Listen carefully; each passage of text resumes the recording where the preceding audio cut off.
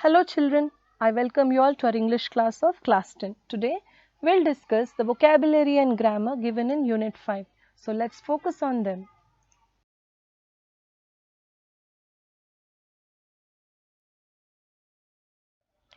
Let's know about compound adjectives discussed under vocabulary. So what are these compound adjectives? I guess you have an idea what is an adjective. Yes, adjectives are describing words and they certainly modify the noun that they have in the sentence with. Okay, so here why are we talking about compound adjectives? Why we got that name? Let's know about it. A compound adjective is something that it's made up by joining two or more than two adjectives before a noun. Okay, so if there are two or more words coming before a noun and these words are giving a single idea and they are describing about a noun, it is called as compound adjective. Generally, we put a hyphen between two or more words which are coming before a noun. And remember children, they are giving us a single idea, like the adjective is coming in two or three words, but it is carrying a single idea about something that is coming after it. That is nothing but the noun. It is telling about the noun, but it's coming in two or three words, remember, and we are putting a hyphen in there. So that is nothing but a compound adjective. Let us look at some examples in here. So here we have some compound adjectives which have the numbers in them. 5-minute walk, 3-hour practice, 10-storied building, like this. Okay, so everywhere it's a 5-minute walk. So walk is something like a noun and 5-minute is the compound adjective here. 3-hour compound. So we are putting hyphen everywhere. 20-page homework, one-way road, like this. So these are all compound adjectives that are describing nouns. And here we have last minute submission, full length discussion, something that is coming after it is always a noun. Short term homework, long distance travel, high quality performance, like this. So whatever comes after it is surely a noun and these words are coming together with a hyphen with them and they are describing them. Okay, so good looking, long lasting, easy going, tight fitting, quick thinking, mouth watering, record breaking, time saving, world famous, smoke free, ice cold, family friendly. So these are all some of the compound adjectives we generally come across during our conversations. So even you can also try like find out many more compound adjectives like this and you can use them in your regular talks. Okay, focus on them. Now let's discuss about phrasal verbs. What are phrasal verbs? Children, I guess you know what are verbs. Okay, so verbs are action words and you already know the definition of phrase, right? So phrase is group of words that is not giving any complete meaning. Here the verb is coming like a phrase. Okay, so the verb is used as a group of words here, so that is why we termed it as phrasal verb. So phrasal verb is the combination of two or three words such as a main verb plus adverb, main verb plus preposition, or the main verb plus adverb and preposition. Sometimes we can even find like this. So this is the way generally you can identify and locate phrasal verbs, children. So let's look at some examples, you can understand it better. So the meaning of phrasal verbs is different from the individual words themselves. So please don't confuse yourself by understanding the words meaning individually. Don't isolate them and read the meanings of them. You have to understand the phrasal verbs meaning as it is. They are coming together. Okay, don't separately read them. You have to understand and read them together. So let's know some phrasal verbs. First one, take up. Take up is to begin a new hobby. So I'm not very good at basketball. I only took it up recently. So take up is present tense and took up is the past tense of that phrasal verb. And I guess you can see this like it is separated and there is one more word between them. So we can also have some separable as well as inseparable phrasal verbs. When you are able to separate it and the meaning of the phrasal verb is not changing, kindly note it, okay. So when you are separating also, there is no change in the meaning, and also you can write the past form of the verb, okay, remember that. So this is separable phrasal verb. Took it up. Next one, get around. To travel to different places.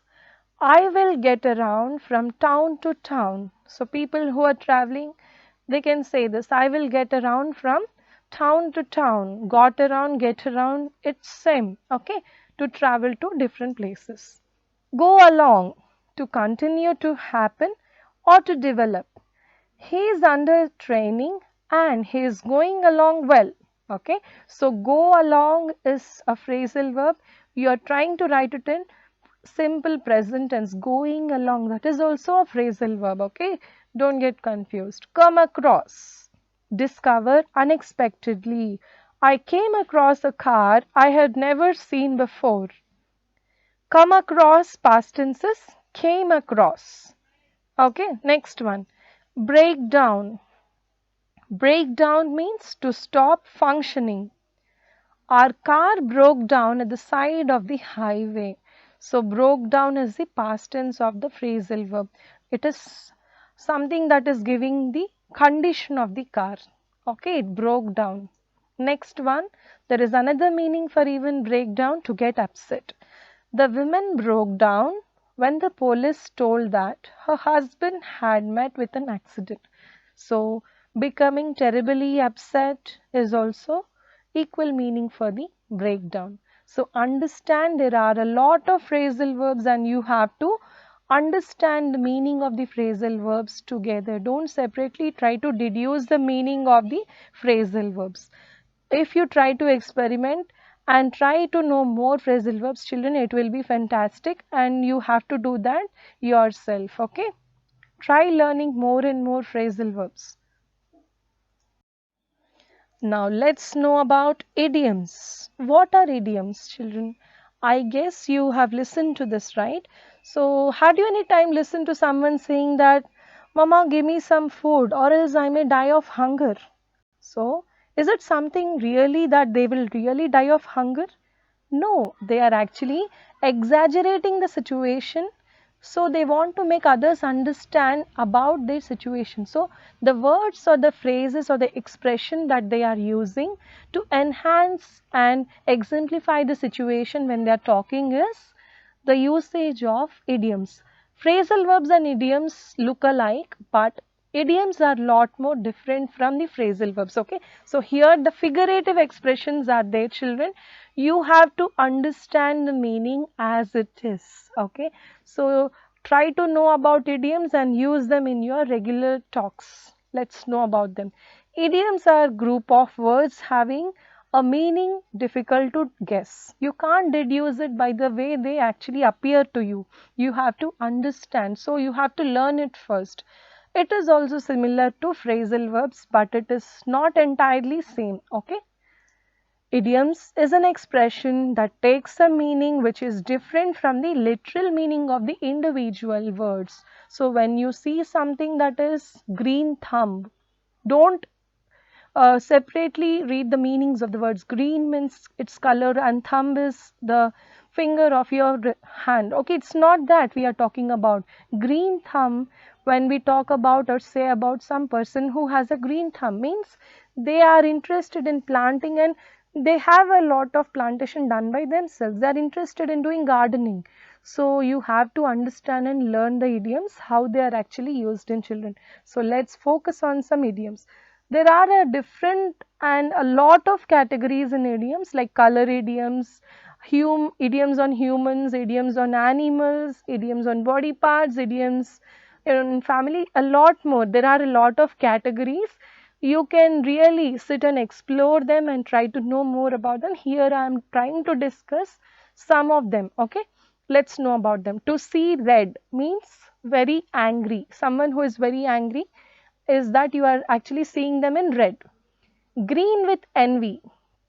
Someone wants something that somebody already has and someone is wanting to have that. So they are green with envy. To feel blue is to feel sad. Yellow bellied means covered, not brave. Tickle pink, very happy. Golden opportunity, the perfect chance. Black sheep, a person who is disgrace to a family. Next one, we'll also focus on some common idioms used in English. A bull in a china shop, someone who is very clumsy, like he is or she is very reckless and they move like a bull in a china shop, we say. So they are very reckless. We talk about their behavior also like in this way. So we can use that idiom. A gray area, something that is very unclear. A little birdie told me. So when you're revealing a secret to someone, you can say a little birdie told me. Or we are talking about something that is too expensive, you can say it's a rip-off. And when there is some problem already there and there is another problem created on that. So to add a problem to an existing problem, you can say add fuel to fire. Okay. And something that is very easy can be said using the idiom as easy as ABC. Okay. And when someone is so upset, you can say she has a bee in her bonnet. Okay, so it's like that. And let's focus on some sweet idioms. Here we have some idioms like a piece of cake, which gives us the meaning of very easy. Easy as pie. Again, very easy. Giving a candy to a baby. So when it's very easy, you give a candy to a baby to make it quiet, or especially when you do something wrong, you have to keep it secret. So you give candy to someone, give candy to a baby. Okay, next one, fruit cake. Really strange, crazy, a kind of serious word. It's okay. And then going bananas. Going bananas is someone who is really crazy in their doings, whatever they think and they say. So you can ask, why are you going bananas? Okay, next one. Someone who is like funny always and it's like they already always crazy and they make laugh. Everyone laugh. So you can say they are nuts or they are nutty. And next one is like used for girls generally, sugar and spice, very sweet, nice or kind. This idiom is a feminine idiom, okay? So try to explore more and more idioms. You can actually do that. It's all also your cup of tea if you can do. And it's a piece of cake. It's a cake walk also. Okay, children? Try to focus and try to learn more and more idioms which will beautify your language when you speak. So let's now discuss about the adverbial clauses. So children, the basic idea or understanding that we have to have here is what is a clause? Clause is a part of a sentence. A sentence can have two clauses, two or more clauses, and a clause is like having a subject also. So it's also similar to sentence, okay? And what is this adverbial clause? What is an adverb? Adverb always qualifies the action, that is, it qualifies the verb. So when you have this adverb in the clause, that clause is called as adverbial clause, okay? So we can see this and understand this easily in examples. Let's focus on them. An adverbial clause functions like an adverb. It gives information about the time, place, condition, reason, manner or purpose of an action that occurred. So it is now telling about the action in how many ways? See, these many ways: time, place, condition, reason, manner or purpose of an action that occurred. So they modify and describe the whole clause that they are present in.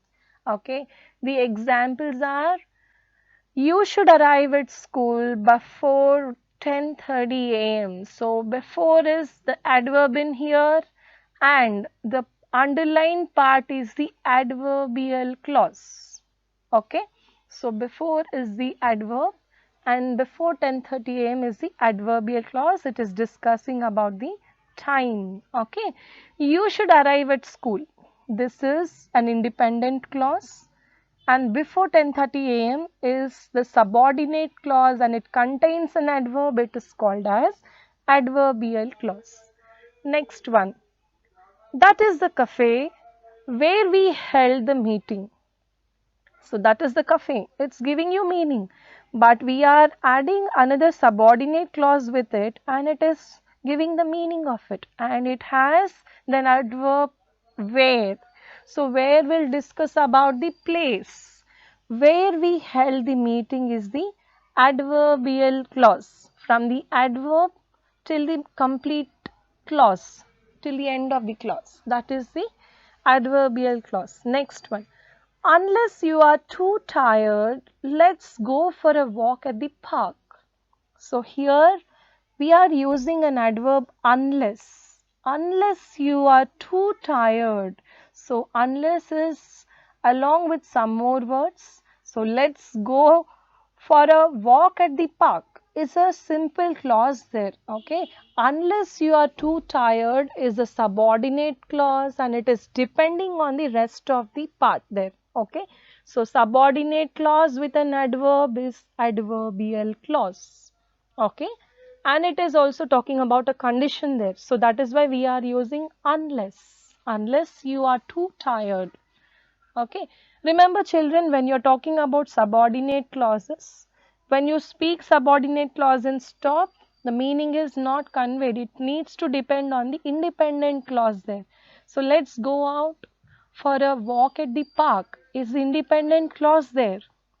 So unless you are too tired is subordinate or dependent clause that is depending on the main clause. Okay, next one. I cannot go on holiday. It's the main clause. You are giving a reason in the second part of the sentence and that is the adverbial clause beginning with because. Because I don't have enough money, that is conveying you the reason. Okay, so the adverb that conveys the reason is because.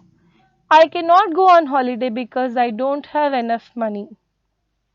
She ate. She ate is the main clause. How did she eat? The manner that is described in this clause. As if she was starving for years. So that is telling how she ate. So children, remember all these words are giving you an idea like how adverbial clauses will hold them. Okay. So adverbial clause will have an adverb with it and it is conveying and defining the meaning in different ways, like it's telling the time, it is telling the place, it is giving you a condition, it is giving you a reason, it is describing a manner. So identify a sentence first, understand the sentence, identify the two clauses separately first, what is main clause, what is subordinate clause, and in that subordinate or dependent clause, if you are able to catch hold of that adverb, you can certainly underline and identify that adverbial clause. You have to practice with lot more examples so as to get a good idea about adverbial clauses. Okay, so practice more. Children, I guess you understood the concepts of compound adjectives, phrasal verbs, idioms, difference between phrasal verbs and idioms, as well as the adverbial clauses. So I have discussed here the rules and some examples. I guess you need a lot more practice. Please do practice them individually. I know it's confusing when you're listening all together, but please do practice them individually and always remember practice will make you perfect. Okay, thank you for staying with me in the class and certainly we'll meet in the next class. Until then, happy learning.